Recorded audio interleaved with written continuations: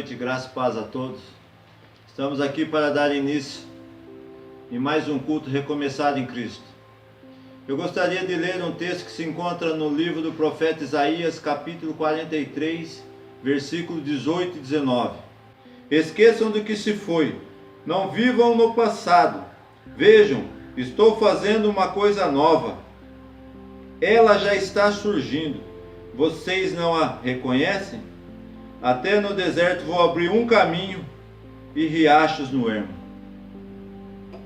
A palavra do Senhor nos ensina, aqui no livro do profeta Isaías: esqueçam as coisas que passaram, esqueçam as coisas que se foi. Ao ler esse versículo, me leva a entender, o Espírito Santo me leva a entender que tem muitas pessoas presas no passado.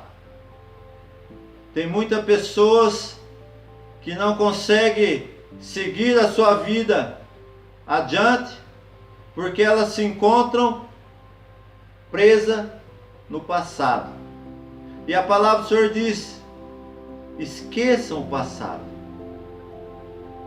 Que a partir desta noite, aquilo que faz você ser prisioneiro do passado possa cair por terra, que você possa ser liberto, que essas coisas passadas não venham ter mais poder sobre a tua vida. E a palavra continua dizendo: vejam, estou fazendo uma coisa nova, presente. Estou fazendo uma coisa nova. Deus está cuidando do teu presente.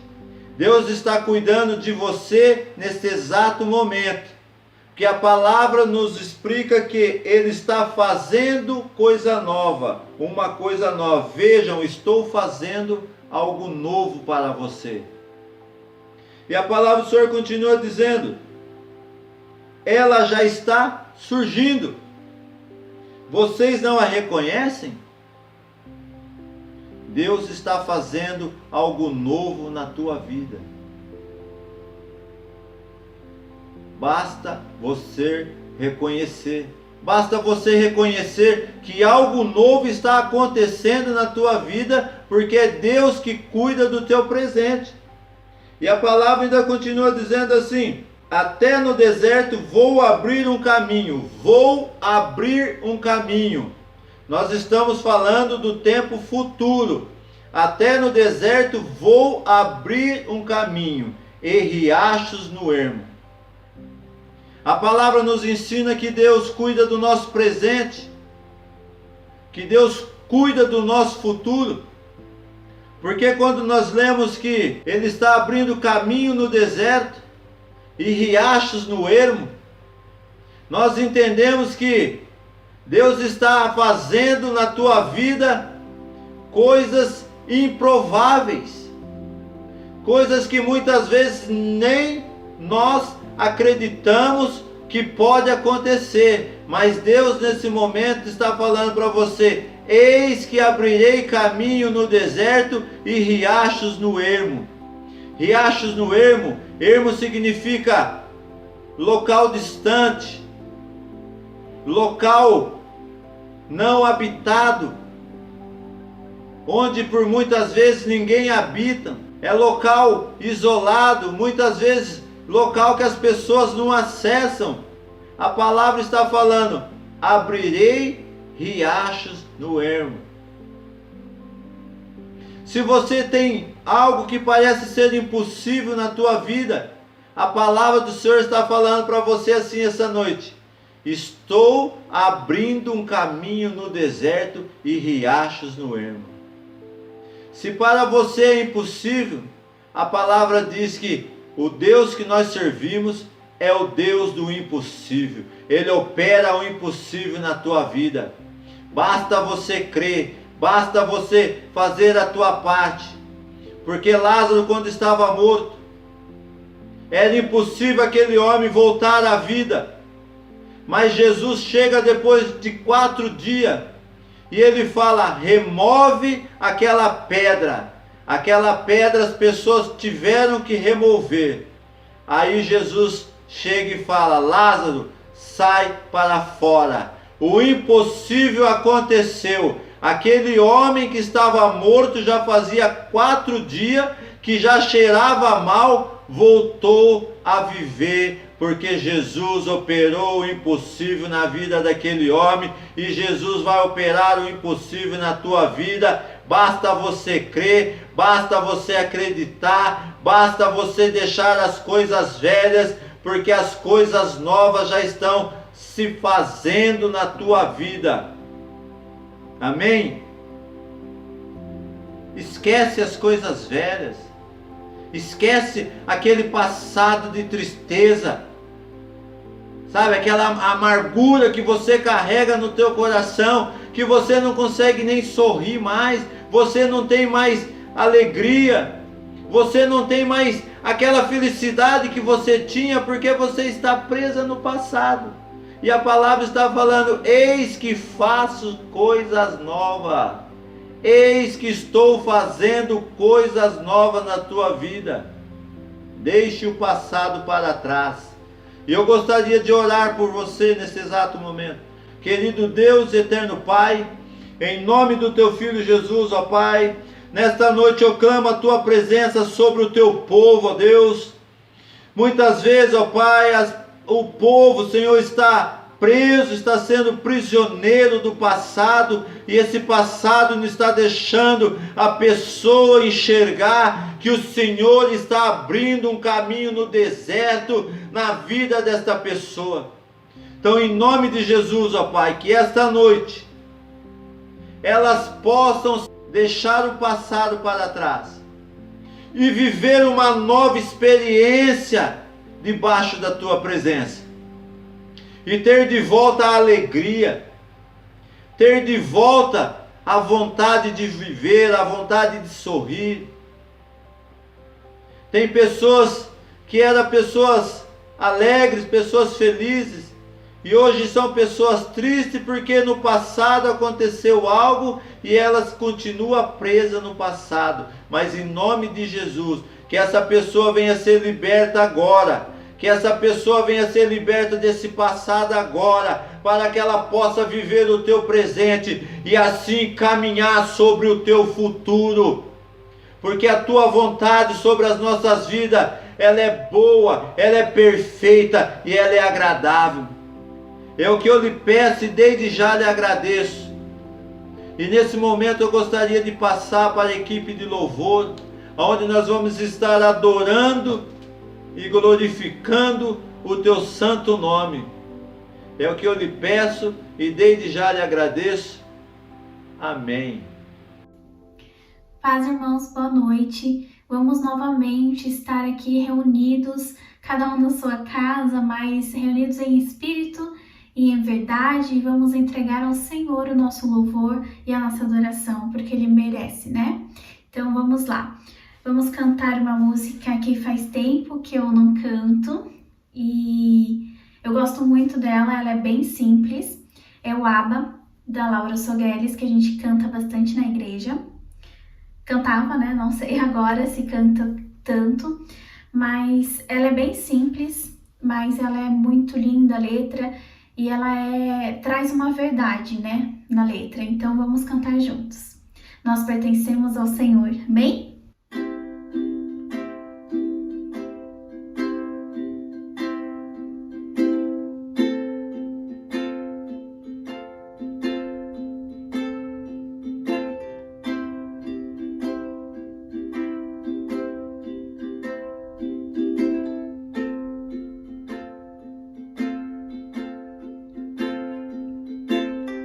És mais real que o chão que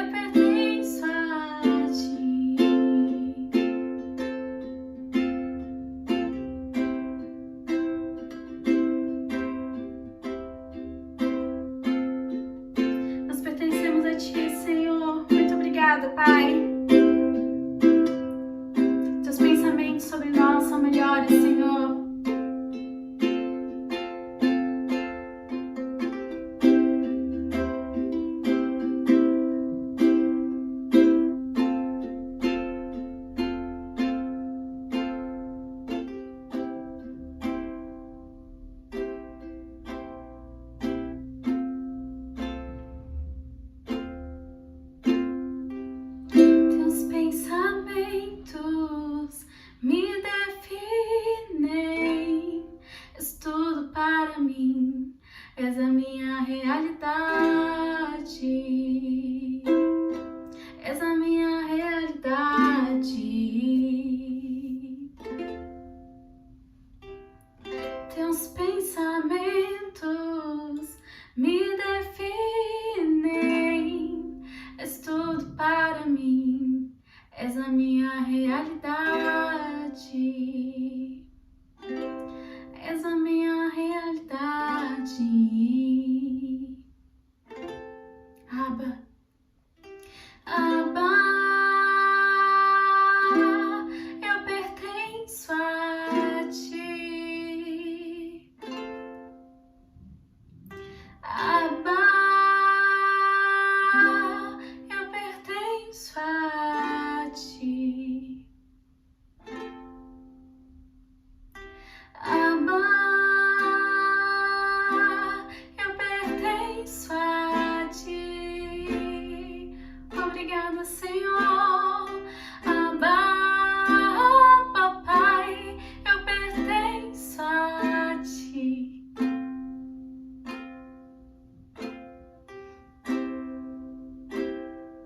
Nós pertencemos a ti, Senhor. E nós só temos que te agradecer, Senhor, porque somos imperfeitos e mesmo assim o Senhor nos aceita, mesmo assim o Senhor nos ama e nos chama de filhos, Pai. Obrigada, Jesus, por ter pago um alto preço por amor a nós. Nós não merecíamos, mas mesmo assim o Senhor nos ama. Abba, eu pertenço a ti. Cante. Abba, eu pertenço a ti. Abba, eu pertenço a ti. Abba, eu pertenço a ti.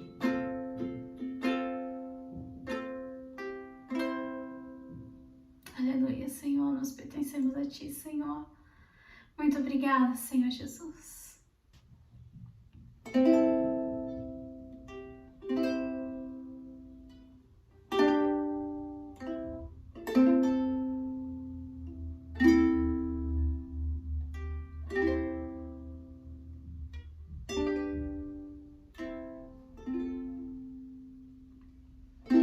Tua voz me chama sobre as águas, onde os meus pés podem falhar.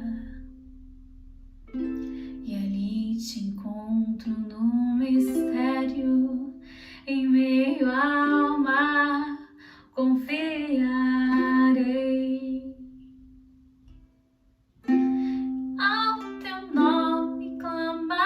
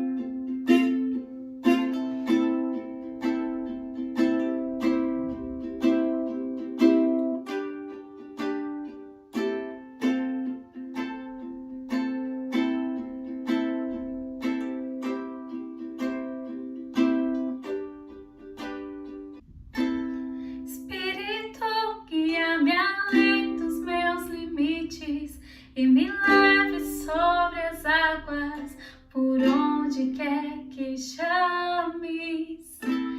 Me conduz ao mais profundo que eu puder, fortaleça minha fé na presença do meu Senhor. Espírito, guia-me além dos meus limites e me leve sobre as águas, por onde quer que chames. Me conduz ao mais profundo que eu puder, fortaleça minha fé na presença do meu Senhor.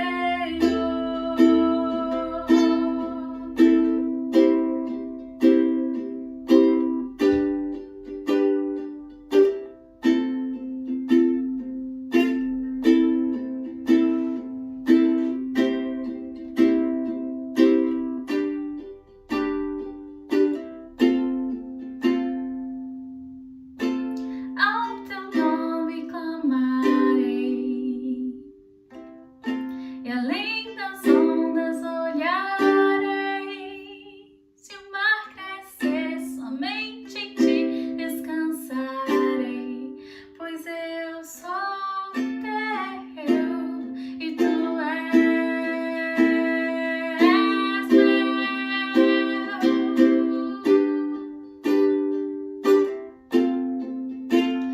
Tu és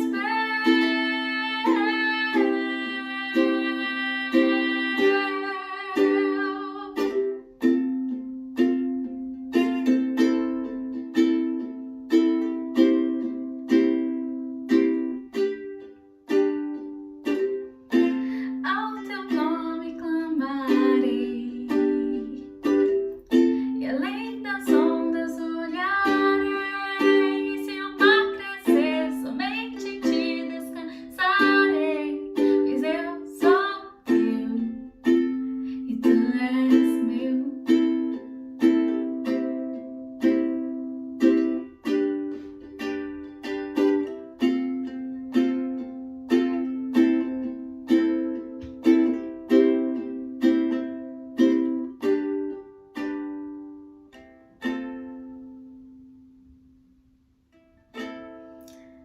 Espírito, guia-nos, Espírito, guia-nos além.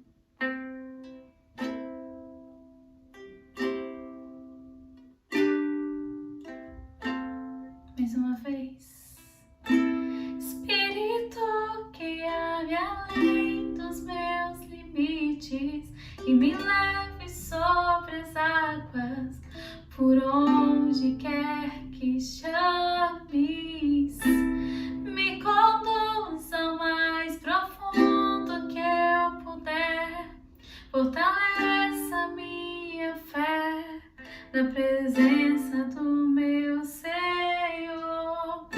Espírito, guia-me além dos meus limites e me leve sobre as águas, por onde quer que chames. Me conduz ao mais profundo que eu puder, fortaleça minha fé na presença do meu Senhor.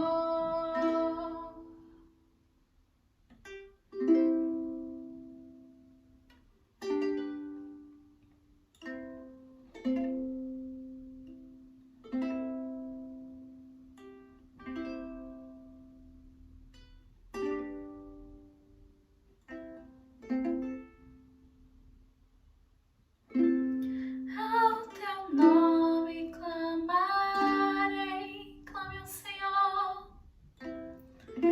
e além das ondas olharei. Olhe além das ondas, e se o mar crescer, somente em Deus podemos confiar, pois eu e você somos dele e ele é nosso.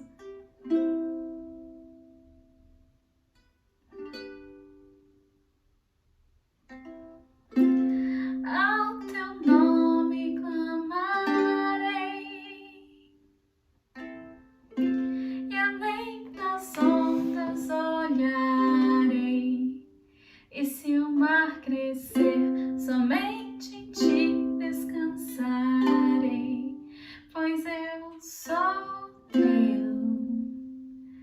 tu és meu.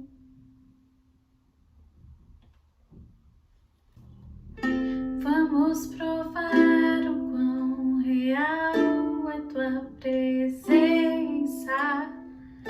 Vamos provar da tua glória e bondade. Vamos provar o quão real é tua presença.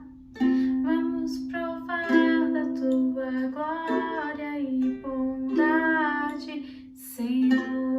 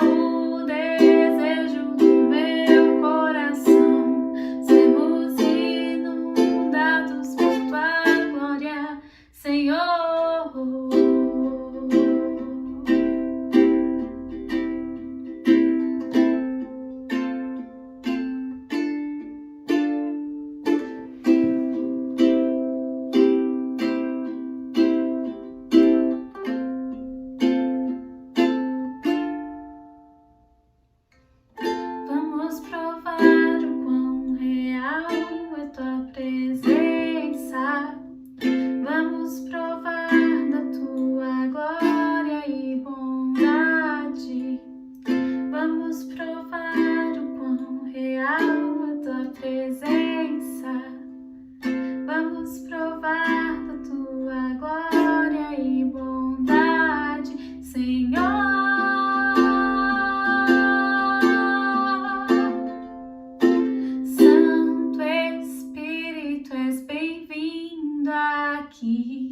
vem inundar, encher este lugar. É o desejo do meu coração, sermos inundados por tua glória, Senhor. Santo Espírito, és bem-vindo aqui, vem inundar, encher este lugar.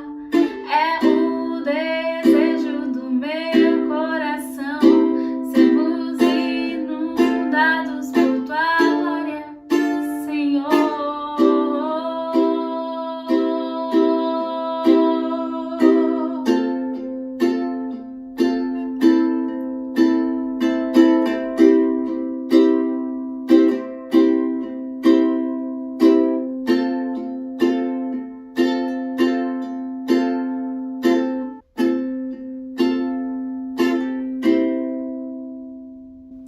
Amém, Jesus. Venha, Jesus, encher este lugar, Senhor. Venha, Senhor, com a tua presença, Senhor, sobre as nossas casas, sobre as nossas vidas, Senhor Jesus. Vem, Espírito Santo, vem inundar o nosso ser, Senhor. No nome de Jesus. Muito obrigada, Senhor, pela sua oportunidade. Muito obrigada, Senhor, por esse momento de adoração. Venha, Senhor, falar conosco agora através da tua palavra, Senhor. Venha nos ensinar, Senhor. Espírito Santo, nos ajude a praticar aquilo que nós iremos aprender, Senhor, nessa noite. No nome de Jesus. Amém. E aí, galera, tudo bem com vocês? É um prazer estar aqui gravando novamente esse vídeo. E que seja uma palavra abençoada, que Deus ilumine o coração de vocês e que o Espírito Santo aperfeiçoe e reforce ainda mais aquilo que Ele quer nos falar. Eu tenho meditado muito sobre graça, sobre fé. Todo mundo que tem visto na igreja que as últimas pregações que eu fiz, Deus tem falado muito sobre graça. E o que Ele me levou a falar hoje para vocês é que a graça ela só vem por meio da fé. Então, é muito latente em mim, vai ser muito... vai ser direto, eu vou falar sobre graça e sobre fé. Eu vou bater sempre nessa tecla. Porque essas duas palavras, essas duas disciplinas, esses dois dons de Deus sobre as nossas vidas, é o que vai estabelecer o reino, é o que vai estabelecer a figura do Pai, a figura do Filho e o Espírito sobre nós.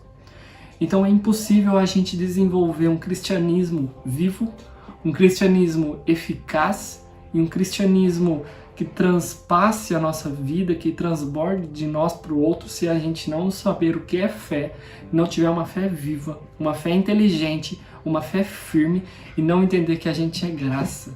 Não interessa se nós vamos na igreja 500 vezes ou nós vamos 2 vezes. A graça, ela tem que estar na nossa vida, porque não é agora o homem se justificando, é Deus que se justificou para que o homem estivesse nele. Isso é graça. Se isso não treme em seu coração, se isso não deixa você alegre, você ainda não entendeu o que é graça. Sabe? Você pode ler a Bíblia de cabo a rabo, você pode ler a Bíblia de capa a capa, você pode ler a Bíblia inteira. Mas, se você não entendeu que Cristo já fez por você, Cristo já te deu, Cristo já te justificou, os seus ombros cada vez mais ficarão pesados. Porque a religião, ela sempre vai exigir mais. Agora traga mais. Agora Jesus está pedindo mais. Agora Deus pediu um pouco mais. Agora era isso que acontecia no Velho Testamento, sabe? A gente ouve muito falar sobre os sacrifícios do Velho Testamento. E Deus vai falar que Ele queria o mais puro, o animal perfeito, o primeiro. E tinha, na sociedade da época, aqueles que levavam o cordeiro, aqueles que levavam a ovelha ao templo eram os ricos. Mas aqueles que não tinham, eles poderiam pegar pombas. Tá? Eles levavam as pombinhas, rolinhas, para sacrificar em prol dos pecados. Imaginem como era motivo de chacota, motivo de humilhação essas pessoas que levavam um animal um pouco mais inferior, de um nível financeiro mais inferior. Deus olha tudo isso e fala assim, espera aí, vai ser o Filho que vai justificá-los. Vai ser o Filho que vai descer. Vai ser o Filho que vai sofrer. Vai ser o Filho que vai estar naquela cruz, para que no Filho vocês tenham vida e vida em abundância. Então a gente tem que ter muito claro que a fé ela é o que nos justifica. A graça, ela é o meio ao qual seremos justificados. Sabe, Efésios 2, versículo 8 vai falar assim, que pela graça vós sois salvo, que vem por meio da fé.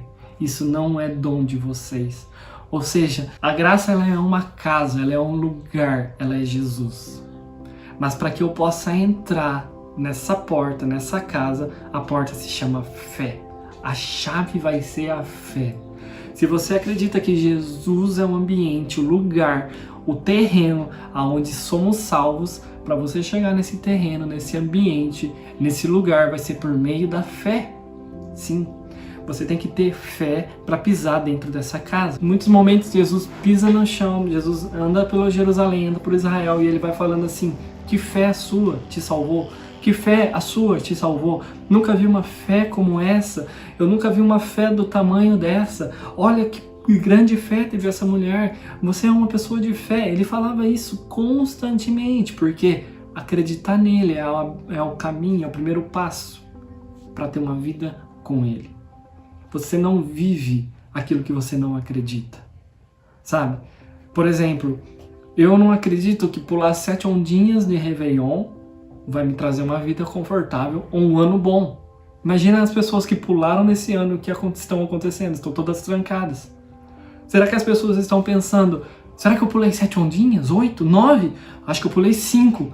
Nossa, eu acho que eu não pulei a onda certa. Porque ela tenta se justificar, mas não é o homem se justificando, é Jesus que já justificou. Então como ele te justifica?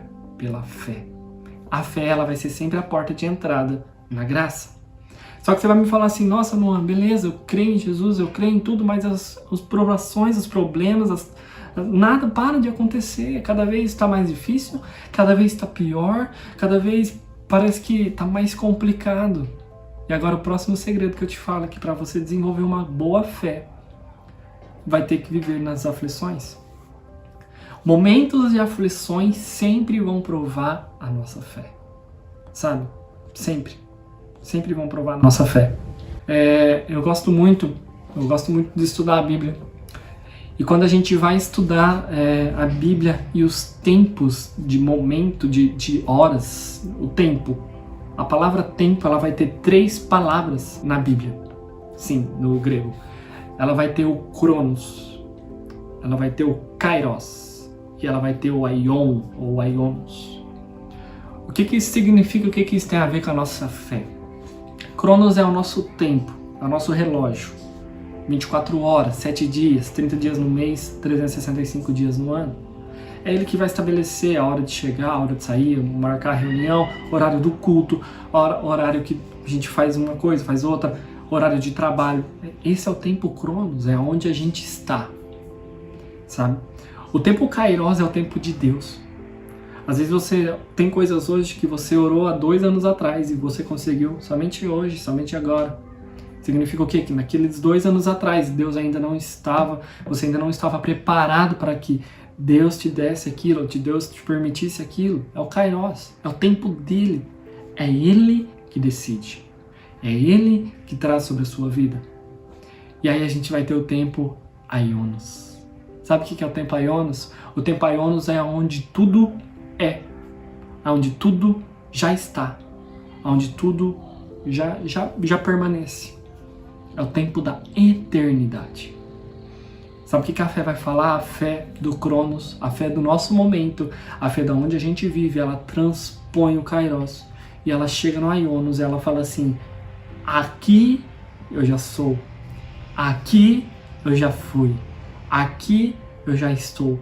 Ela pega essas verdades absolutas e traz para o Cronos. A fé é isso. A fé ela não duvida, a fé ela não hesita, a fé ela não titubeia. A fé é. Ei, quando Jesus nos salvou, quando Jesus nos chamou, Ele já havia nos chamado e já estava certo, concreto, já é uma obra realizada, feita.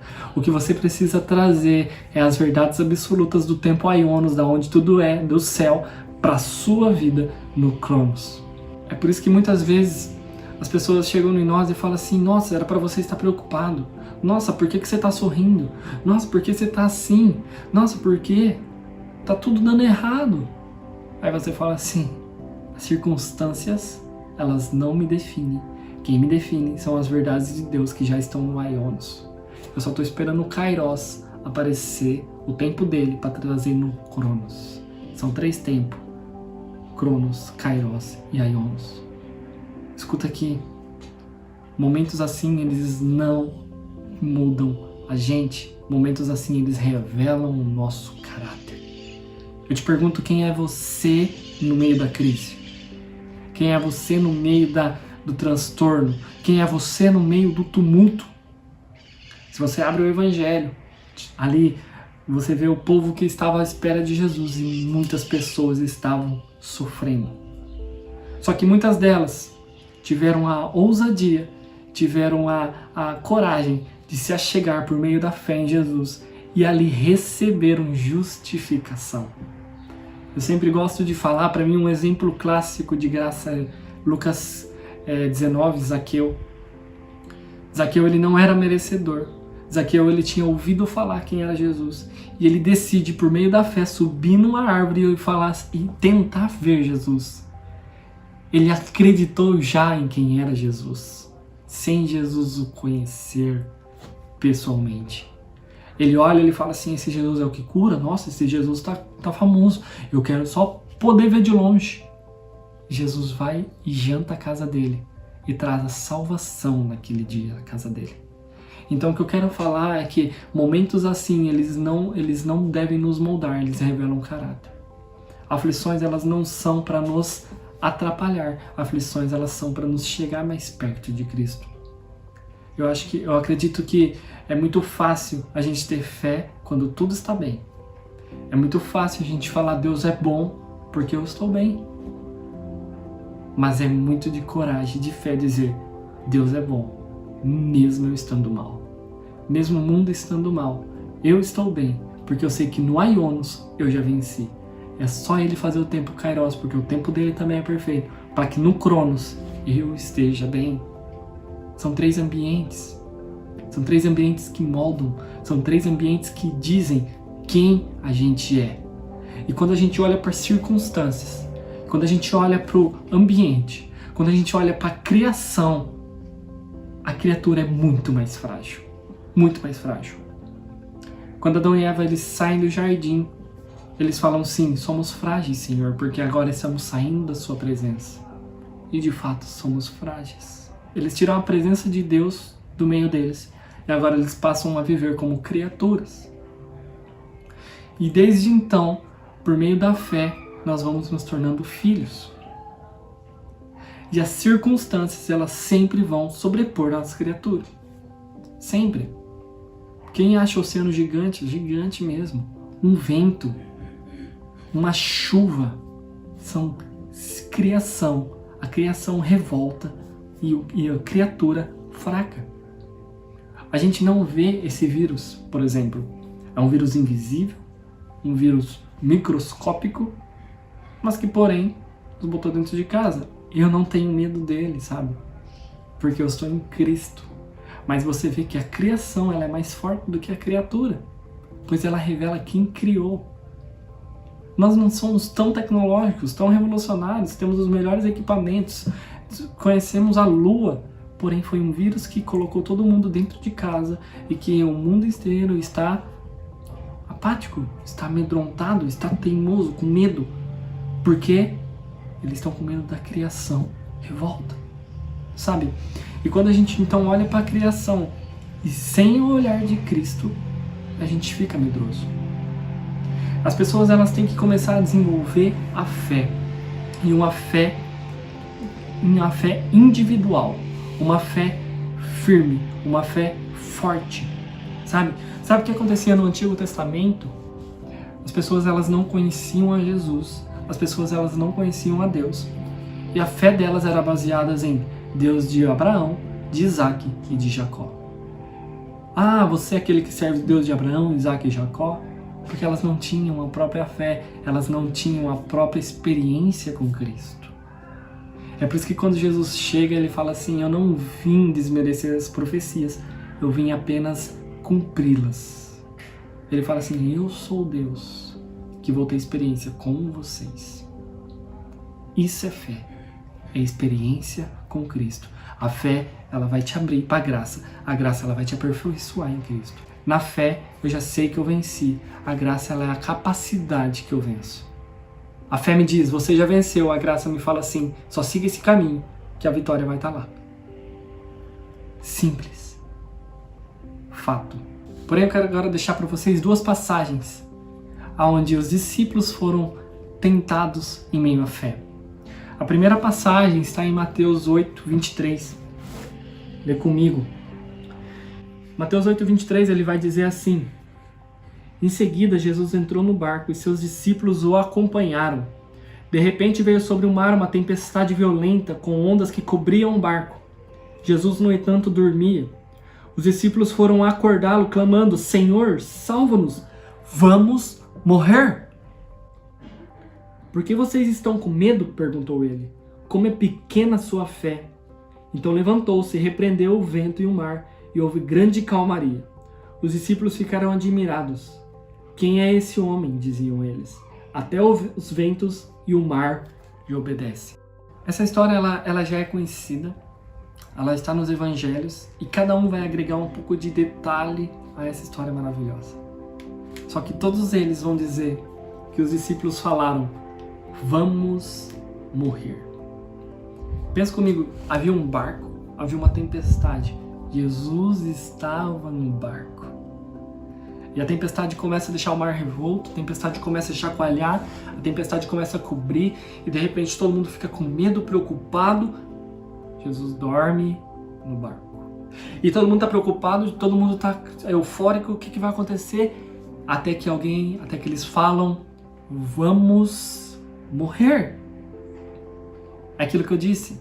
A criatura, ela olha para a criação revolta e ela fala: somos frágeis mediante a criação. Jesus no barco. Até que eles chegam em Jesus e falam: mestre, falam: Senhor, salva-nos, vamos morrer. Eles chegam em Jesus e eles falam isso. Eu tiro algumas conclusões desta passagem. A primeira é que os discípulos esqueceram que Jesus estava no barco. Sabe, se você ler nos outros evangelhos essa história, Jesus já começa essa passagem falando assim: nós vamos ter que ir do outro lado. Em Marcos ele vai falar: nós vamos ter que passar para outra margem. Jesus ele já dá a ordem, e Jesus ele já dá a direção. E ele entra no barco com esses caras. Quando ele entra no barco com esses caras, começa a tempestade e eles começam a falar: vamos morrer. É isso o que causa as circunstâncias. Quem ainda não está na graça, quem ainda não entendeu o que Jesus fez, quem ainda não abriu a porta pela fé e está onde Jesus está, pensa que uma tempestade pode chacoalhar e arregaçar e desmoronar tudo. Deixa eu te falar uma coisa. Quando Jesus fala da parábola das duas casas, dos dois caras que construíram as casas, um sobre a rocha e um sobre a areia, Jesus ele não poupa e ele não fala que sobre as duas casas não haveriam tempestade. Ele fala assim: olha, a casa sobre a rocha veio tempestade e ela permaneceu. Por isso que é importante você saber quem é Jesus e aonde você está nele. Quem é ele? Eles esqueceram que o mestre tinha falado: vamos para o outro lado, e entra no barco com eles. Se você está assim, talvez nessa tempestade, você pode estar muito esquecendo que Jesus está no barco com você. Jesus ele entra no barco e a primeira coisa que os discípulos falam: vamos morrer na tempestade. Eles olham a tempestade e eles falam: vamos morrer com Jesus no barco. A segunda coisa é que eles esquecem que Jesus havia falado de atravessar a outra margem. Sabe? Além deles esquecer que Jesus estava no barco, eles esquecem que havia uma promessa que eles iriam atravessar. Jesus ele não fala: talvez a gente consiga, eu acho que vamos conseguir, ou se vocês me ajudarem, pegar cada um seu remo, a gente consegue. Ele fala assim: é necessário que a gente chegue a outra margem. Nós vamos chegar a outra margem. Jesus ele já estava olhando o quê? O Aionos. Ele já olhava onde é. Ele já estava lá na outra margem. Ele só sabia que o tempo de Deus ia atravessar e o Kairos, que era o tempo do homem, ia atravessar. Ele sabia de tudo, mas na imagem dele ele falou assim, nós vamos chegar na outra margem. Para ele era fato. Só que os discípulos não esqueceram que havia uma promessa. Os discípulos esqueceram que o mestre havia falado que vamos chegar ao outro lado, à outra margem.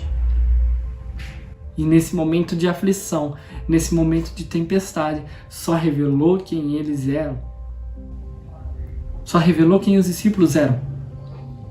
É por isso que eu digo, repito novamente, a fé não é para te derrubar, é para revelar o seu caráter. Quem é você em crise? Quem é você no meio da tempestade? Jesus está no barco. Ele tem uma promessa. E a terceira parte é que entre o que falam as circunstâncias e o que fala Deus, sempre há de prevalecer o que Deus falou. Jesus ele fala, nós vamos chegar a outra margem.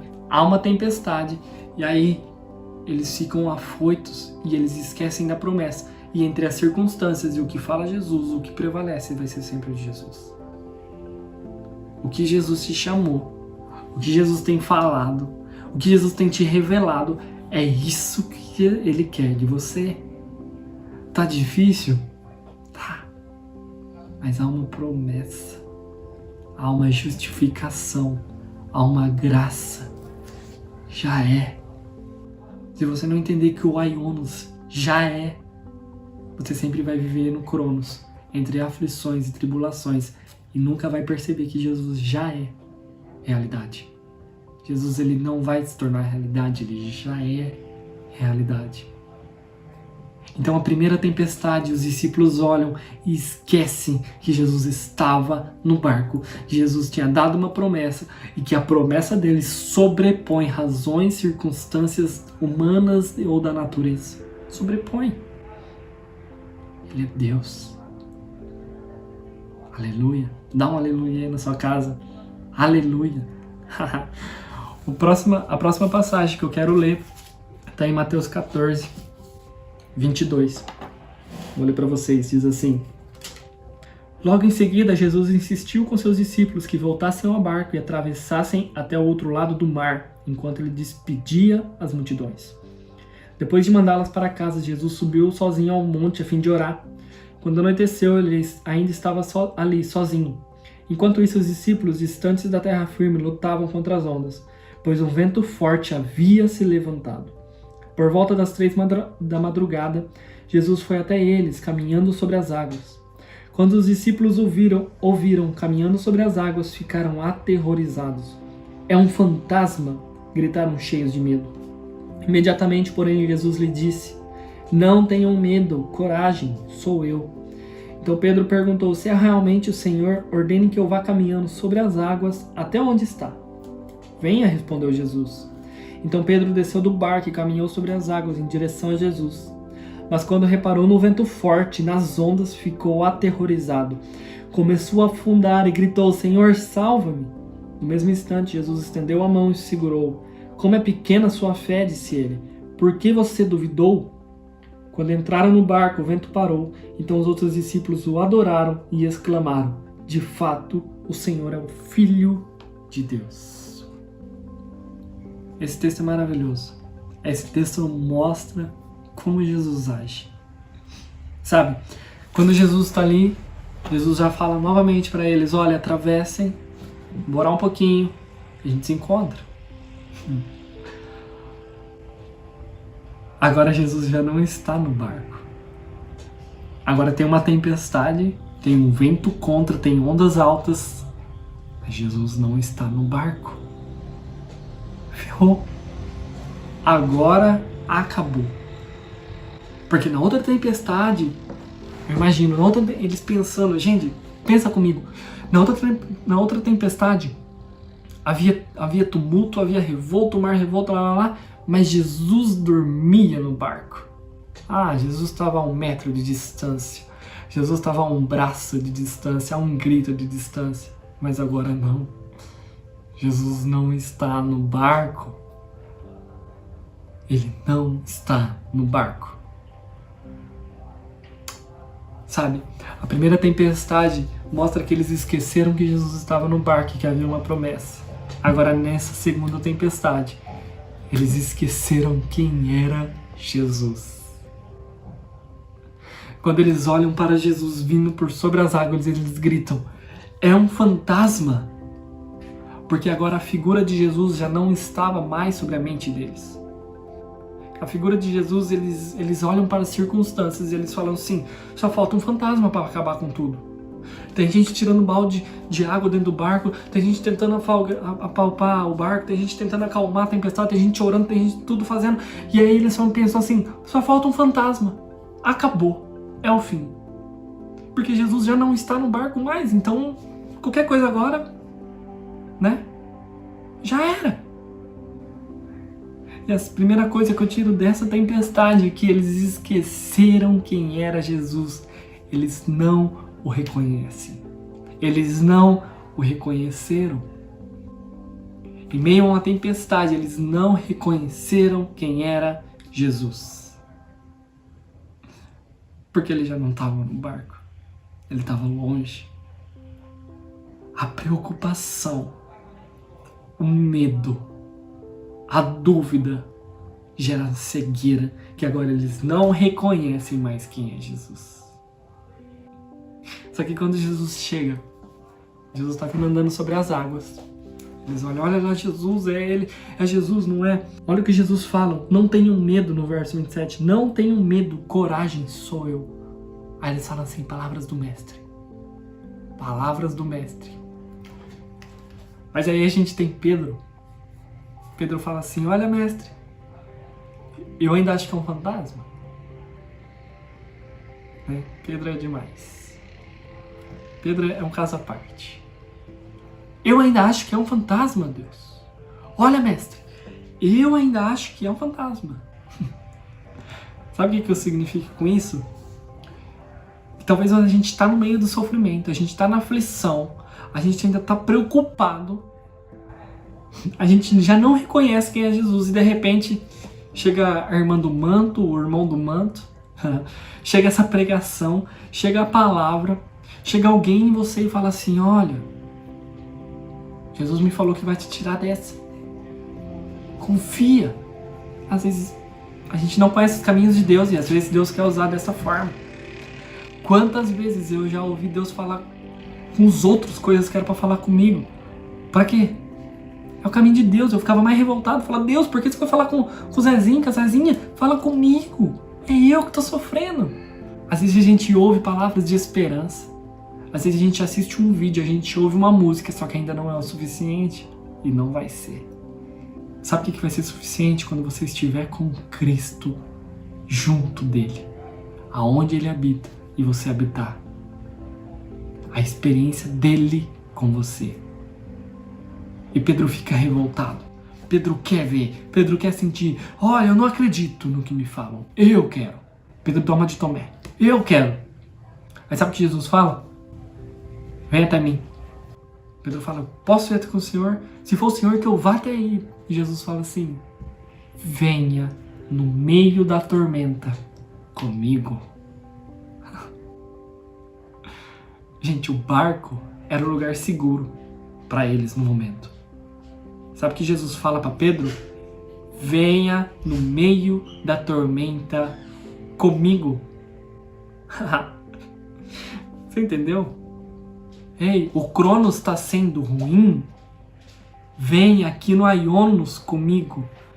Deixa o Cronos, deixa o seu ambiente no meio dessa tormenta e venha comigo. Jesus tira Pedro do lugar seguro, onde ele estava, onde ele achava que era seguro, e o leva agora para o meio da tempestade. Jesus chama Pedro. Sabe o que eu entendo disso? Que Jesus ele põe ainda mais à prova a nossa fé. Jesus chama Pedro e fala assim: vem aqui no meio da tormenta comigo. Vem aqui. Vou te provar. Pedro entra no meio da tormenta, na tempestade, andando por cima das águas, e Pedro chega em Jesus. Sabe? É uma fé inexplicável. É uma fé inabalável quando a gente está no meio da tempestade, o mundo caindo sobre as nossas costas, a casa desabando sobre a nossa cabeça. E aí Jesus fala assim: filho, fica, permanece. A gente respira e a presença dele chega em nossa vida. Isso é Jesus. Ele nos chama no meio da tempestade e fala assim: olha, seu lugar seguro não é um barco, seu lugar seguro sou eu. Seu lugar seguro não é onde tem remo, não é onde tem colete prova d'água, colete que te afunda, boia. Seu lugar seguro não é aí, filho. Seu lugar seguro é onde eu estou. E ele chama Pedro: venha aqui no seu lugar seguro, de forma com que Pedro vai olhando para ele. Consegue imaginar consegue imaginar junto comigo? Pensa aí na sua cabeça. Pedro saindo do barco, pisando o primeiro passo na água. E Pedro olhando, olho fixo em Jesus. Que experiência, cara. Ele fala assim: mestre, então eu vou. E ele vai olhando olho a olho a Jesus. Tipo assim: eu tô confiando, hein? Eu tô confiando, hein? Eu tô indo até o Senhor. Aí é pior do que aqui. Eu tô confiando em Ti. Pela Tua palavra, eu tô confiando. E aí sabe o que vai acontecer com Pedro? Olha o que aconteceu com Pedro. Então Pedro desceu do barco e caminhou sobre as águas em direção a Jesus. Mas quando reparou no vento e nas ondas, ficou aterrorizado. Começou a afundar e gritou: Senhor, salva-me. Ele olha para as circunstâncias. Ele olha para aquilo que tirava a segurança dele. Ele olha para a criação em revolta. Ele olha para a criação em revolta. E aí ele fala: Senhor, salva-me. Eu cheguei aqui pelo Senhor, então salva-me. Mais uma vez, quando a gente olhar para as circunstâncias, elas sempre vão trabalhar contra. Porque a fé, ela revela caráter. A fé revela caráter. Aí quando ele chega em Jesus, Jesus dá o braço a ele. E aí sabe para onde os dois vão novamente? Eles vão pro barco. Jesus pega Pedro e os dois chegam no barco. O barco era o lugar seguro de Pedro, né? Era ali que ele estava quando começou a tempestade. Jesus aperfeiçoou a fé de Pedro, chamando ele para o meio das ondas, sem o barco, sem segurança. E agora Jesus, sabe o que ele faz? Ele restabelece a segurança do barco. O que eu tenho a ver com isso? O que tem? Talvez a gente está em crise em várias partes. Tem a nossa crise interna, tem a nossa crise externa. Ele tira Pedro do lugar seguro, que era o barco. O barco era o lugar seguro, era onde Pedro estava aconchegado. Ele coloca Pedro no meio da tempestade. E depois ele retorna com Pedro ao lugar seguro. Sabe, o barco até antes era um lugar de inquietação, era um lugar de desespero, era um lugar onde as coisas não fluíam. Haviam temores acontecendo fora e dentro do barco. Havia tumulto acontecendo fora e dentro do barco. E Jesus chama Pedro para o meio do externo. Ele fala assim: olha, tá ruim aqui, vem aqui no meio. E depois ele retorna Pedro para o interno. Ou seja, ele quer tratar tanto o seu interno como ele está tratando o externo. A sua tempestade, às vezes a gente está tudo bem pro lado de fora, mas por dentro a gente está um caco. Jesus, ele trata o interno para que ele te leve no externo bagunçado, amedrontador, confuso, mas ele no fim ele te devolve no interno, porque é ali que ele vai ficar. Caminhar com Jesus é de dentro para fora. É de dentro para fora. É por isso que Pedro retorna no barco. Pedro poderia ter ido caminhar sobre as águas com Jesus, mas ele fala assim: olha, tá vendo o seu interno? Está tratado. Pode vir no externo tranquilamente, porque o seu interno sempre estará tratado. O que eu entendo com isso? Nosso coração, com fé, é capaz de viver qualquer tribulação externa. Quando a gente está bem com Jesus, quando a gente está internamente firme em quem Ele é, habitando na casa, o externo agora não nos atribula, sabe? Porque internamente já somos, internamente já estamos, internamente já cremos. Sabe o que isso significa? Que se a nossa casa, se o nosso coração está em Jesus, tempestades virão, notícias virão, furacões virão, tornados virão do lado externo e isso não nos abalará. Porque Jesus já está no nosso interno. Ele fala assim, filho, eu vou te levar aqui nessa tempestade, mas eu sei que o seu lugar interno é seguro. O seu barco sempre estará seguro. É por isso que Jesus devolve Pedro para o barco, porque ele quer tratar primeiramente de dentro, o lugar seguro, para depois soltar a gente no meio do oceano e falar assim, estão preparados, porque agora o seu barco está preparado. É isso que Jesus faz, cara. No meio de uma grande tribulação, no meio de uma grande tormenta, ele sempre estará no barco. Sempre estará no barco. Não haverá barcos furados, não haverá barcos vazados, não haverá barcos danificados, porque ele já está tratando o barco. No meio do oceano, o nosso barco vai estar tratado, vai estar forte e nenhuma onda chegará em nós. A gente pode até dar aquela balançada, aquela jogada, aquela titubeada, mas o barco permanecerá inalterado, porque o barco é o nosso lugar seguro. E aonde está o barco? Jesus. Ele sempre esteve no barco. Ele sempre mostra que mesmo ele, às vezes, é o nosso olhar distante dele do barco, ele sempre vai retornar ao barco. E o que eu quero tirar dessas duas passagens é que Jesus sempre responde a eles com fé. Na primeira ele fala assim, homens de pouca fé, homens de pequena fé. Depois ele fala para Pedro como é pequena a sua fé. Porque olhar para as circunstâncias sempre nos tornarão frágeis. Olhar para a fé sempre nos tornará fortes, trazendo aionos à nossa realidade. Sabe o que eu tiro desses dois textos também? O primeiro foi em Mateus 8 e o segundo em Mateus 14. Fiquei pensando, por que coube a Jesus acontecer duas tempestades com esses caras? Sabe? Fiquei pensando, nossa, duas tempestades. Foi dois momentos. É lógico, a gente tira ensinamento, a gente tira lições, e cada um vai tirar uma lição, cada um vai tirar um entendimento. Glória a Deus. Só que a gente tem uma em Mateus 8, a gente vai ter outra em Mateus 14. E elas têm um tempo entre elas. Mas por que, sabe? Eu fiquei pensando, por que uma em Mateus 8, Mateus 14? A gente não teria a mesma lição praticamente em uma só? O que o Espírito me revelou é que sempre será necessário relembrar aquilo que Deus é. Aquilo que Deus faz. Aquilo que Deus já fez. Aquilo que Deus já nos deu.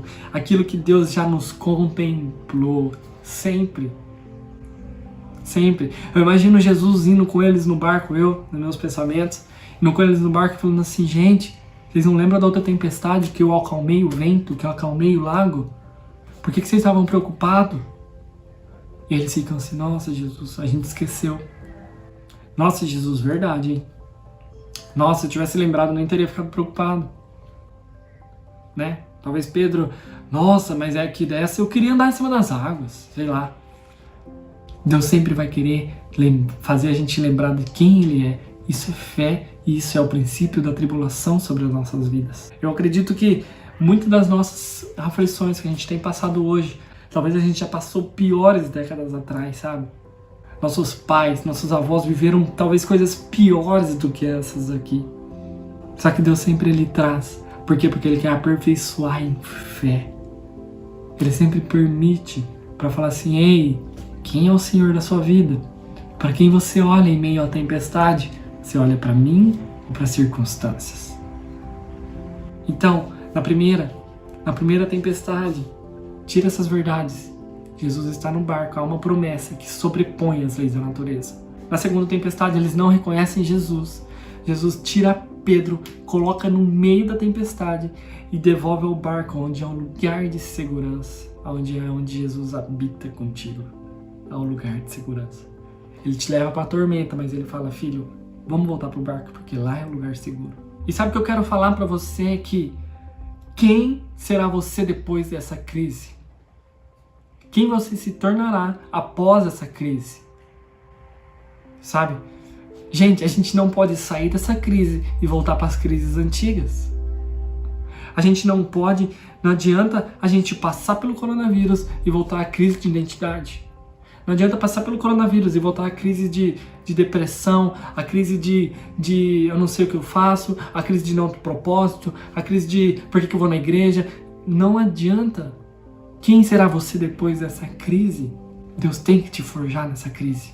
A fé tem que revelar quem Ele é para você. Eu quero finalizar falando de um texto que está lá em Hebreus 3,14, que diz assim: porque nos tornaremos participantes de Cristo, se de fato mantivermos firme até o fim a confiança que nele depositamos de início. Ei, se a sua fé ela não aumentou desde que você conheceu a Cristo, talvez você ainda precisa conhecer a Cristo. Se às vezes você olha para o seu passado e você falou assim: eu já fui mais confiante, eu já acreditei mais, eu já orei mais e acreditei que Deus mudaria realidades. Me desculpa, mas você está fazendo errado.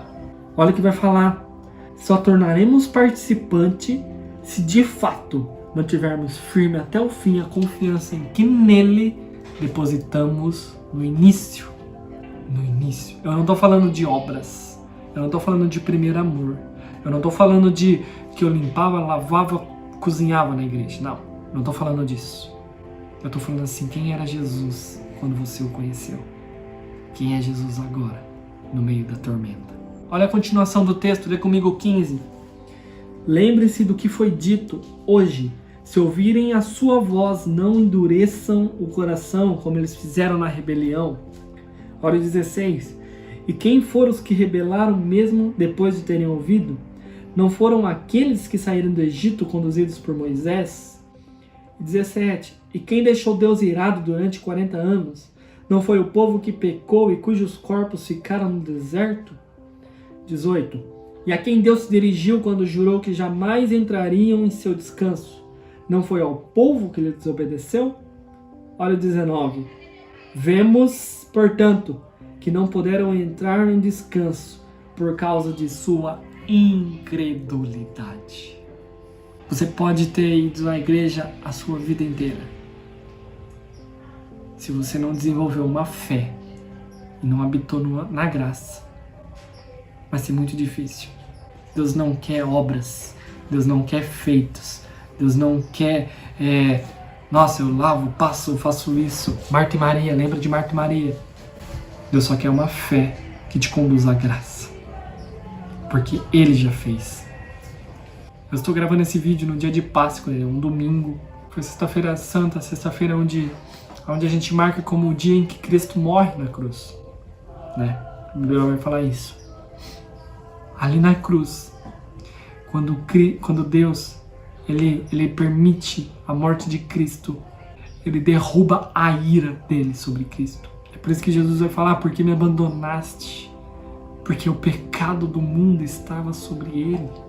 É por isso que Ele fala: porque me abandonaste? Porque Deus e pecado não poderiam estar no mesmo lugar. Sabe?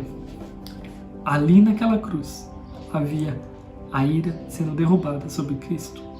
Então, não há mais nada que a gente possa fazer, não há mais nada que a gente possa querer fazer que nos achegará perto de Cristo. É pela fé. A gente faz porque já cremos. A gente doa, a gente entrega, a gente confia porque já cremos.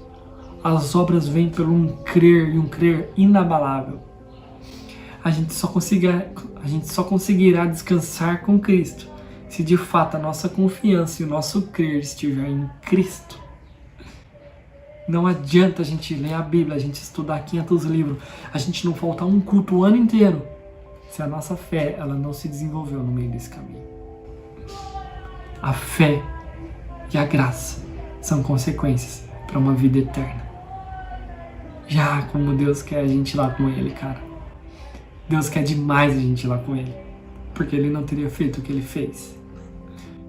Deus, Ele pedia, eu comecei falando sobre o Velho Testamento, e Deus, Ele pedia ao primogênito, o primeiro filho de cada criação. Ele não nos deu o primogênito, Ele nos deu o único, o unigênito. Então sabe o que significa? Que pela nossa fé, Nele já somos, já estamos, já conseguimos. E olha como acaba o 19. Eles vemos, portanto, que não puderam entrar no descanso por causa de sua incredulidade. Amém? Quero orar agora. Desculpa se eu passei um pouquinho do horário.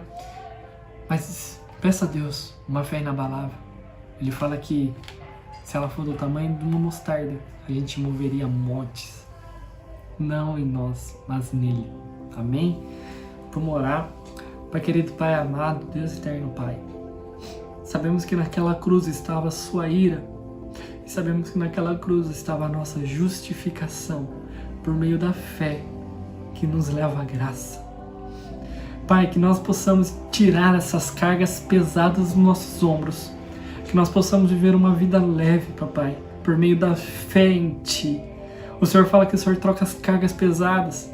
Porque o Velho Testamento, Papai, porque os fariseus, porque a lei, ela nos obriga a fazer muitas coisas, mas a fé e a graça, elas só nos pedem para que acredite em quem o Senhor é e o que o Senhor fez. Então que a cada casa, que a cada pessoa que agora recebeu essa palavra, que meio a qualquer tribulação, que meio a tormenta, que no momento da tempestade, reconheçam que o Senhor está com elas, reconheçam que o Senhor está no barco e reconheçam que o barco é o lugar seguro, porque o Senhor nos chamou ali. Sabe, Pai, que a gente não venha a não reconhecer o Senhor no meio da tempestade, que a gente não venha a esquecer que o Senhor está no barco, mas que em todo momento a gente consista em permanecer, como diz Hebreus 3,14, permanecer no Senhor como a gente o conheceu. Conhecemos o Senhor como um Filho do Homem, que essa seja uma verdade absoluta em nossas vidas, Papai. Aquele que nos ama, que preza por nós, que zela por nós, Papai. Obrigado a Deus, traga uma fé inabalável. Traga uma fé, Papai, a pessoas que nesse momento estão sofrendo, sem saber o que vai ser o dia de amanhã, sem saber como que vai acontecer, como será. Fala para elas, Papai, que no tempo aios, que no tempo aionos, tudo já é, tudo já foi, tudo está. Traga essa verdade a essas pessoas, ó Papai, que nesse momento estão desesperançosas com relação ao futuro, com relação às circunstâncias, com relação à criação. Somos filhos, mandamos na criação, porque habitamos contigo na graça, Papai. Oh Deus, traga agora um refrigério ao coração de todos. Traga agora um refrigério ao coração dos que estão apavorados. Traga agora uma tranquilidade, uma paz que excede o entendimento, Papai. É isso que eu lhe peço, em nome do seu Filho Jesus. Habite conosco. Em nome de Jesus, Papai. Amém. É isso aí, pessoal. Aperfeiçoem a fé. Vou dar bênção apostólica agora, tá bom? Que a graça do Senhor Jesus Cristo, o amor de Deus e a comunhão com o Espírito Santo sejam com todos vocês, desde agora e para todo sempre. Amém? Abraço a todo mundo que estiver na sua casa.